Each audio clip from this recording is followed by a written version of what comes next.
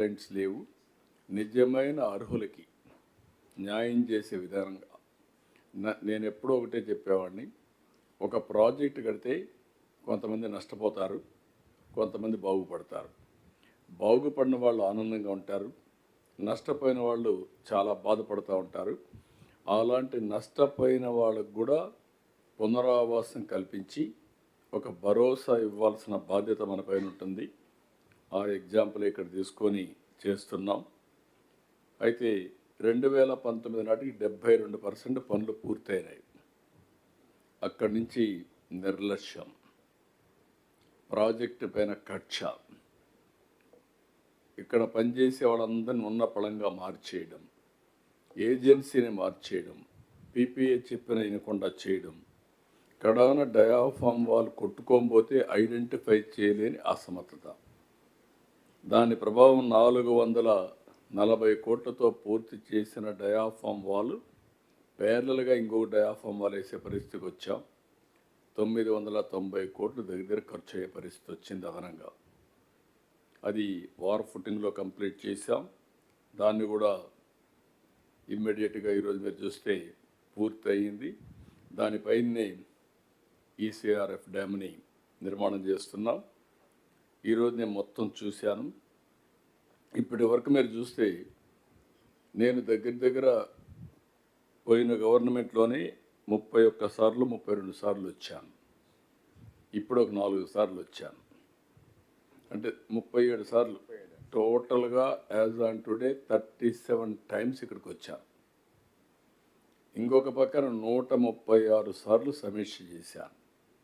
ఇంకా కేంద్రంతో అనేక సార్లు పోయి వాళ్ళతో మాట్లాడి ఫండ్స్ రిలీజ్ చేయడమే కాకుండా I'm very happy. Polavaram authority PPA చాలా సమర్థవంతంగా పనిచేస్తున్నారు.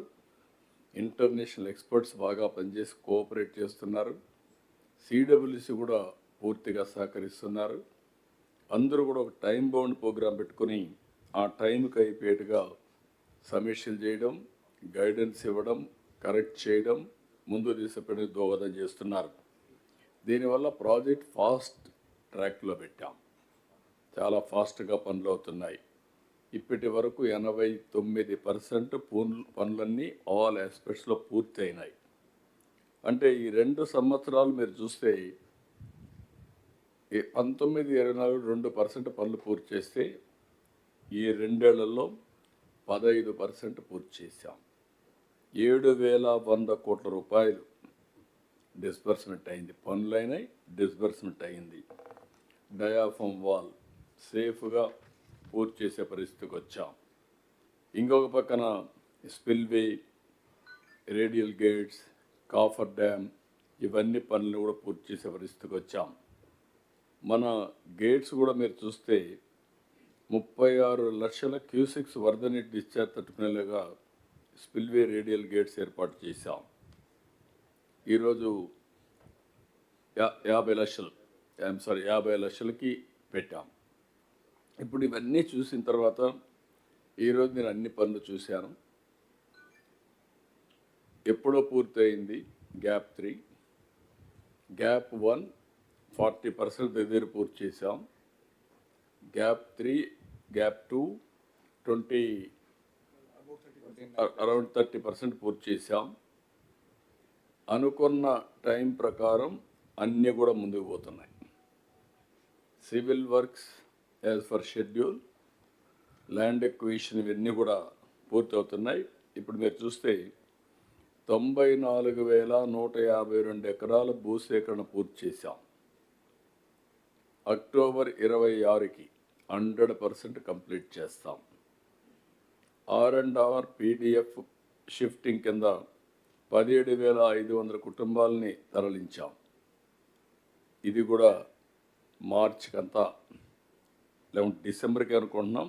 మ్యాక్సిమం మార్చికి ఎవ్రీథింగ్ విల్ బి కంప్లీటెడ్.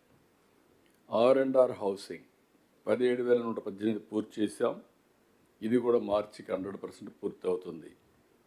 కుడి కాలువ ఎర్త్ వర్క్స్ 100% అయిపోయినాయి. ఎడమ కాలువ 99% అయినాయి. చిన్న వర్క్లు ఉంటే దానికి కూడా టైం ఇచ్చాం. ఈ నెలలోనే, ఇది ఆగస్టులో ఆగస్టు 14వ తారీఖున అనకాపల్లిలో గోదావరి జలాల్ని స్వాగతం పలుకుతున్నాం.